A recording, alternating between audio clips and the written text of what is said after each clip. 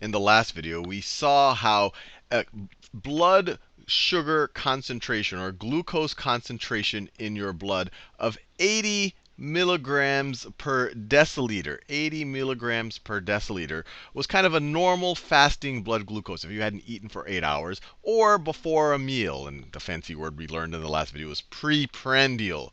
What I want to do in this video, because 80 milligrams per deciliter really doesn't make a lot of tangible sense to me. I don't know exactly how much sugar that is. What I want to do is try to put this into different units so that we can better conceptualize how much sugar that might be in our body. So let's just do a little bit of unit analysis over here. So if we have 80 milligrams per deciliter, that's what we're talking about. That's a normal fasting blood glucose level. Now let's think about how much that is per liter. A deciliter is a tenth of a liter. So if we want to cancel out the units, we want deciliters. We have deciliters in the denominator here, so we want another deciliter in the numerator. So we want to know deciliters per liter, because then that and that will cancel out. And there are 10 deciliters per liter. There are 10 deciliters per liter, and so that gives us 80 times 10 is 800 milligrams. 800 milligrams per deciliters cancel out, milligrams per liter. Now, if we want that in terms of grams, we can just multiply. We want to get rid of this milligram, so we want that in the denominator. Milligrams, we want grams per milligram.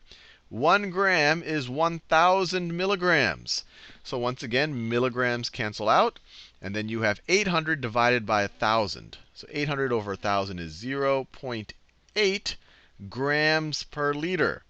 Grams per liter. And let me start over here. So we have 0.8 grams per liter.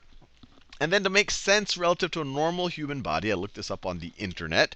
The average human body, so I'm assuming I'm like 5'9", 150 pounds, so I think I'm pretty close to average. But they say the average human body has about 5 liters of blood. So let's multiply this times 5 liters per human. Per average human. Obviously, a small human will have less, and a very large person will have more blood flowing through them. But this is an average person right over here. So then we get the liters cancel out. And so we get 0.8 times 5. 8 times 5 is 40. 0.8 times 5, we're going to have one decimal place. It's going to be 4. 0.8 times 5 is 4. And then we have grams per human. 4 grams per human. And just to get an idea of what 4 grams are, 1 teaspoon